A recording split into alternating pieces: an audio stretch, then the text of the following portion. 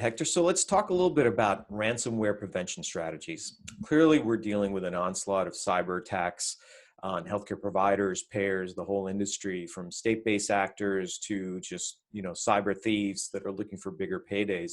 In fact, I read the other day that ransomware payouts were up 311% in 2020.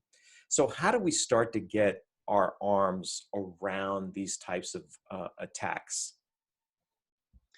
I think it's really critical that we start to focus on the completeness of a solution, not just across security, privacy, and compliance, but then dive deep on what a complete ransomware prevention, detection, and recovery solution looks like.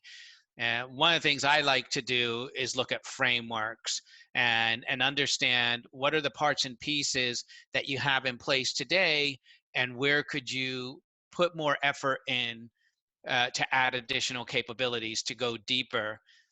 And back to your comment about healthcare, CISA last year in October of 2020 issued a report along with the FBI here in the US about the attacks that are focused on healthcare. So not only are attackers making a lot of money because they collect this ransom, which I call cyber ransom, but it is just ransom, but they are exploiting the industry because it is very vulnerable, because they know there's a lack of resources. And attackers are very smart people. They are very well organized. They're using technology. They're using automation.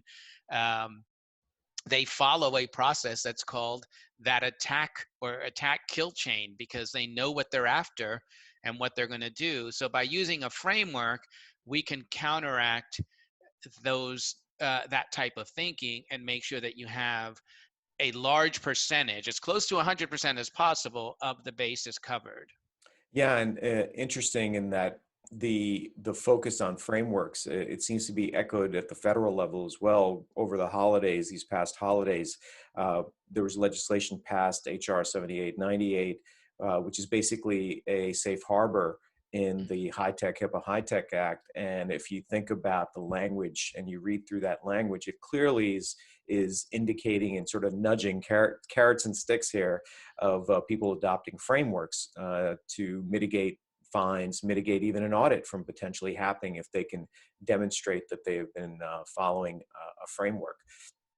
Now, one of the topics that's really interesting to me is this whole concept of how do you staff, how do you build an organization, and how do you start to implement ransomware prevention into your security program and your organization overall. You have this one concept that I really, really love that I'd love for you to talk about in terms of a role as well as a focus for around ransomware and security programs. Well, I think that one of the things we need to do is, when we look at how healthcare is transforming, and I'm not talking about digital transformation, I'm talking about true transformation to provide new services, new care capabilities and protocols, anything from telehealth or the overall telemedicine, to really being in the right place at the right time for the right level of care for that healthcare consumer, wellness care, all these types of new models that are coming out. And you're seeing it today, bending the cost curve while also enabling more access to care for populations that in the past struggled. So take that concept and now apply it to security and say, how do we have to transform the security operation? How do we have to evolve not just the office of the Chief Information Security Officer, but the Security Operations Center? And we put ransomware and ransomware management in the hands of that SOC, which is great, but now we have to say, we've got a chief privacy officer, we've got a chief compliance officer, we've got a chief security officer. Why not a chief ransomware officer? If I ransomware love is that concept. responsible for 50–60% of all of the attacks on healthcare, it means that it needs more focus. It needs the lion's share of that focus. It's where the investments need to go. And I know that security spending is increasing, but define that role, make sure that specialization is one that continues to learn, continues to evolve, continues to teach. It's one that interacts with all of those other roles in order to put the organization in its best position to defend itself, and again, to prevent, to detect, and to recover from ransomware attacks. Well, I think you have started now a new role in the industry. I can just see it now that we will see that title, Chief Ransomware Officer, Chief Ransomware Strategist, out there in organizations, not even healthcare, but I think across all organizations. So we now have this recording to prove that you were the Yeah. first one on And the it should scene be with the that. Chief Ransomware Strategist. I like that. Chief, That I like title, it is about strategy. It is about putting in the right processes, and making sure that that you're focused again on completeness. I know I've used that word more than once, but we have to think like the attackers. They have very complete uh, technologies and that. attack solutions and capabilities in place. We can do the same thing when it comes to thwarting ransomware. So again, love that concept, and I think it's really just you're again showing your deep thought here. One of the conversations that I have a lot with CISOs at organizations is around the fatigue. So even when it comes to ransomware, we know that the core, sort of the crux of that is vigilance on the part of end users and the staff, and that is such a challenge for them because they are doing all the things that they need to do from an awareness and education standpoint. And what they're hearing and feeling is that there is this fatigue within the user base, which makes them then numb to signals and alerts and things that they send out. What do you think we need to do in order to solve for some of this fatigue that we're seeing on the front lines of our end users out there? Are there some concepts that you can share with CISOs that will help them sort of continually address these needs? Yeah, I think a lot of the basics are in place, and you hear this all the time, the top 3 or 4 things you need to do, even the framework from the Office of the National Coordinator, so ONC. It's based on the HIPAA Code of Federal Register, but one of the things it points out is the need for training. What I would say, first of all, when it comes to training and awareness, it has to be continuous, and it has to be operationalized, made part of our daily job. And I know that with some phishing tools and things like that, we do that. But I would say when it comes to training, outsource that to an organization that's constantly building the content, make it a process, obviously make it mandatory, and allow people to continue to evolve in a way that they can consume it, in a way that applies to their job too. And I get it. People are already doing a lot of those things today, but they're still spending too much time, too much money, too many iterations and cycles trying to figure it out on their own. There are specialty organizations. AWS has partners in the AWS marketplace that do that, which um, that's what they do. They do a really good job. They learn from the industry and they apply that across the industry. I know there have been some thoughts thrown around with recon scores or DEF CON, right? Let's Right. take this to a Threat level, levels. threat level.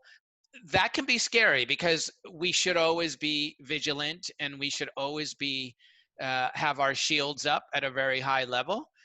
That needs to be automated. It needs to be continuous. It needs to be real time, and it can't disrupt the way that we work. So we should focus on solving those issues.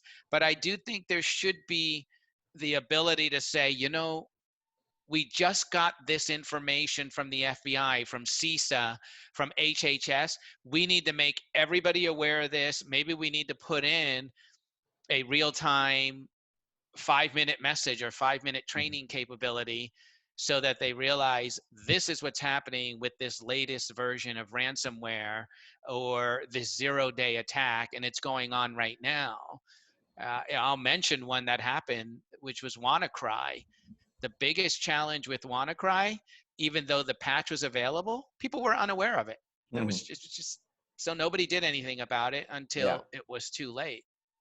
Well, that's a really, really interesting point. There's a creativity that's needed here. that we don't always have the time to really focus on. So the concept of outsourcing to the organizations that can do it, I don't know how much these solutions cost or these services cost, but that to me sounds like a really, when it's something you can't focus on and do, and clearly this continues to happen. So we have a problem. It's not going away. We're addressing it. We're attacking it. But it almost feels like, sort of a finger in the dam kind of a scenario. Mhm. So clearly we're going to need to do some creative things to get ahead of these issues. Uh, Yeah, and I think one thing, I'm going to go back to that training and the associated cost or any of those. When we look at total cost of ownership today, obviously with cloud computing and not just AWS, but cloud vendors in general, the cost of compute, the cost of storage, the cost of those capabilities, those core infrastructure capabilities, continues to be reduced.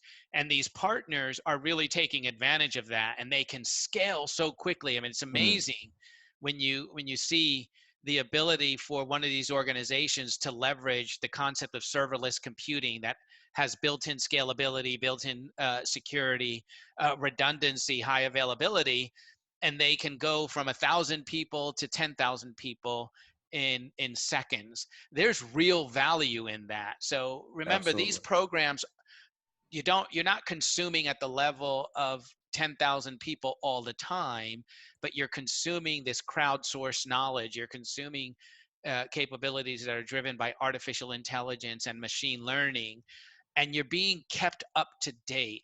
And that's probably what I would stress the most. Even if we look at known vulnerabilities or the threat databases, a lot of organizations, when they're assessed against these known vulnerabilities.